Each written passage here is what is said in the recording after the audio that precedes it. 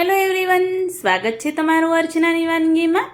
તો આજે હું અહીંયા નાસ્તામાં ખાઈ શકાય તેવું અને એકદમ નવા સ્વાદમાં ટેસ્ટી એવું અને એકદમ સોફ્ટ બનતું કંઈક અલગ રીતે આજે હું અહીંયા ચોખાના લોટનું ખીચું બનાવીશ। અને હા, આ ખીચું છે એ નાનાથી લઈ મોટાને બધાને ભાવે તેવું ટેસ્ટી બની અને તૈયાર થાય છે। તો મારો આ વિડીયો સ્કીપ કર્યા વગર એન્ડ સુધી જોતા રહેજો। ખીચું બનાવવા માટે પહેલાં તો આપણે ચોખાના લોટનું માપ હું તમને પરફેક્ટ બતાવી દઈશ। તો એના માટે એક બાઉલ લઈ લઈશું અને મેં અહીંયા 1 કપના માપ પ્રમાણે ચોખાનો લોટ લઈ લઈશ। તો 1 કપ ભરી મેં અહીંયા ચોખાનો લોટ લઈ લીધો છે। ચોખાનો લોટ તમે કોઈ પણ ચોખાનો લોટ કે અલગ અલગ ચોખાની જાત આવતી હોય છે, એ પણ કોઈ પણ ચોખાનો લોટ તમે લઈ શકો છો। તો આ રીતે ચોખાનો લોટ હું અહીંયા 2 કપ ભરી લઈ લઈશ। તો ઝીણો એવો એકદમ ઝીણો ચોખાનો લોટ હોય એવો આપણે ઉપયોગ કરવાનો। તો 2 કપ ચોખાનો લોટ લઈ અને સાઈડમાં રાખી અને મેં અહીંયા ગેસ પર એક કઢાઈ રાખી દીધી છે અને મેં અહીંયા કહ્યું કે પરફેક્ટ માપ સાથે આપણે બનાવીશું। તો 2 કપ આપણે ચોખાનો લોટ લીધો છે, તો હું અહીંયા 4 કપ ભરી પાણી એડ કરી દઈશ। પાણીનું પ્રમાણ અત્યારે મેં 4 કપ લીધું છે। તો બંધ કરી અને પાણીને આપણે 2 મિનિટ સુધી ઉકળવા દઈશું, થોડું ગરમ થવા દઈશું। તો 2 થી 3 મિનિટ થાય એટલે આપણે ચેક કરીશું। તો પાણી સરસ એવું ગરમ થઈ ગયું છે। તો ટેસ્ટ અનુસાર આપણે અંદર મીઠું એડ કરીશું, 1 ટેબલસ્પૂન જીરું એડ કરી દઈશું અને મેં અહીંયા 3 થી 4 લીલા મરચાં લઈ લીધા છે, એ અંદર એડ કરી દઈશું। 1 ટેબલસ્પૂન જેવા સફેદ તલ એડ કરીશું અને મેં અહીંયા 1 ટેબલસ્પૂન પાપડનો ખારો લીધો છે, જેને આપણે પાપડીયો ખારો પણ કહી શકીએ છીએ। તો પાપડનો ખારો એડ કરવો ખૂબ જ જરૂરી છે, એનાથી જે ખીચું છે એકદમ સોફ્ટ અને ટેસ્ટી બને છે। તો અત્યારે આટલા મસાલા કરી બંધ કરી ફૂલ ગેસની ફ્લેમ પર પાણીને આપણે 5 મિનિટ સુધી એને ઉકળવા દઈશું। 5 મિનિટ થઈ ગઈ, આપણે ચેક કરીશું। તમે જોઈ શકો છો કે પાણીનો કલર પણ ચેન્જ થઈ ગયો છે અને પાણી પણ આપણું સરસ એવું ઉકળી અને રેડી થયું છે। તો એમાં બીજા 2 મસાલા કરવાના છે, એ એડ કરીશું।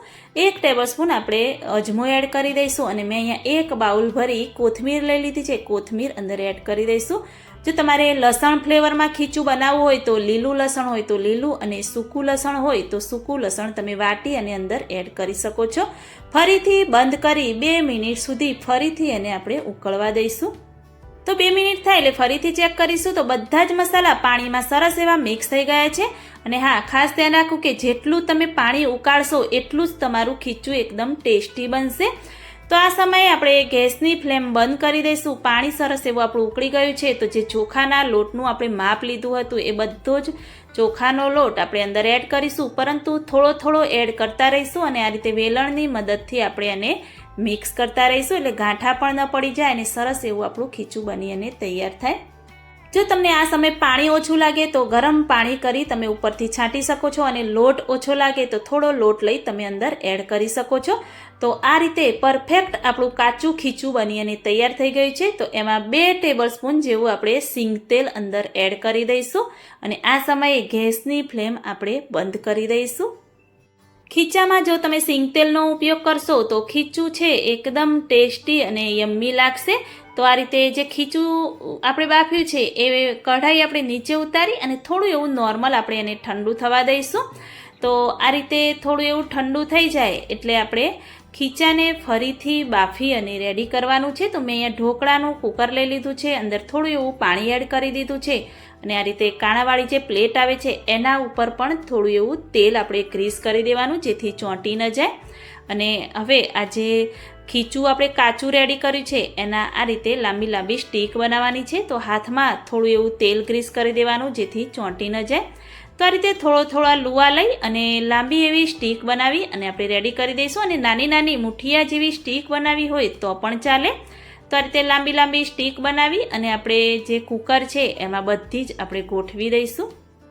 આમ તો આપણે જે રેગ્યુલર ખીચું બનાવતા હોઈએ છીએ કે પાણી ઉકાળી જીરું અને મીઠું એડ કરી અને અંદર લોટ એડ કરી અને આપણે ખીચું બનાવીને રેડી કરતા હોઈએ છીએ, પરંતુ એના કરતાં જો તમે આ રીતે મસાલા કરી અને આ રીતે બાફી અને ખીચું બનાવશો તો ખૂબ જ એવું ટેસ્ટી બનશે. જે તમે રેગ્યુલર ખીચું બનાવતા હશો એ પણ ભૂલી જશો એવું આ ખીચું બની અને તૈયાર થાય છે. મેં આ રીતે બનાવીને માનવ માહીને આપ્યું તો એમને ખૂબ જ એવું ટેસ્ટી લાગ્યું. તો આ રીતે તમે જોઈ શકો છો કે મેં બધી જ સ્ટીક બનાવી અને તૈયાર કરી દીધી છે. કુકરમાં સરસ એવી ગોઠવી દીધી છે. તો હવે એને આપણે બાફવાનું છે. તો ઢાંકણ બંધ કરી અને ગેસની ફ્લેમ ચાલુ કરી અને આપણે ગેસ પર રાખી દઈશું. તો ફૂલ ગેસની ફ્લેમ પર આપણે 8 મિનિટથી 10 મિનિટ સુધી એને બફાવા દઈશું.